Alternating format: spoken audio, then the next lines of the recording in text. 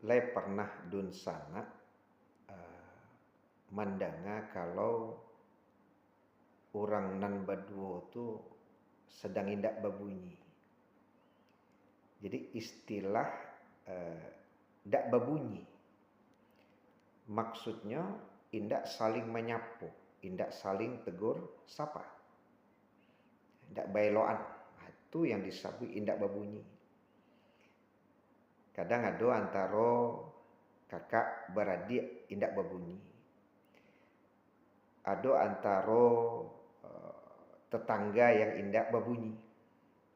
Bahkan ada loh ya, sajamaah, cik masajid indak babunyi. Solat lagi bersama-sama. Ya, kadang-kadang saf badake-dake tapi tidak berbunyi. Nah, kalau merujuk kepada hadis Rasulullah Shallallahu Alaihi Wasallam bahwasanya la yahillu li mu'minin ayyahjura akhahu fauqa salasin.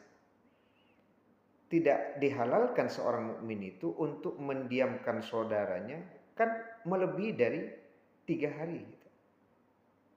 Nah, kalau seandainya lebih dari 3 hari dalam hadis tersebut, maka salah satu dari keduanya itu harus berusaha untuk menemui saudaranya. Ya.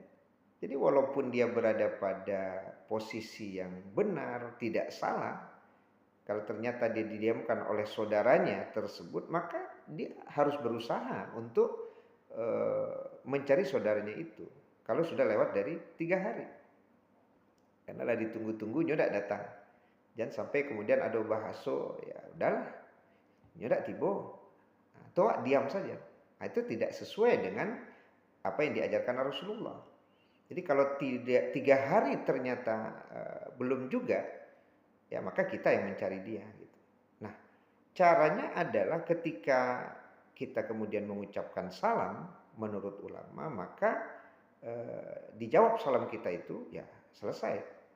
Keduanya mendapatkan pahala. Tapi kalau seandainya kita mengucapkan salam kepada orang tersebut, dia tidak menjawab salam kita, maka pendapat ulama berdasarkan hadis Rasulullah tersebut, maka dia telah memborong dosa.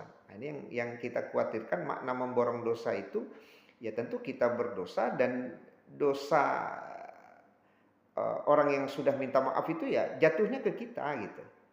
Nah, di awak dosa-dosa karena kita tidak mau membalas salamnya. Nah, termasuk orang yang sudah mengucapkan salam tapi salamnya tidak dibalas, maka orang yang mengucapkan salam itu tidak bisa dikatakan bahwa dia memutus. Ya, berarti siapa yang memutus? Nah, berarti jelas yang memutus itu adalah orang yang tidak menjawab salam tadi. Maka ya janganlah sampai indak berbunyi gitu kan. Itu kan tasabik dia orang. Nyelah lamo indak berbunyi itu. Malu kasero awak kakak beradik, awak badun sana, awak bertetangga, awak cik jamaah, bahkan solat dake-dake, tapi indak berbunyi. Itu yang disebut indak berbunyi tadi.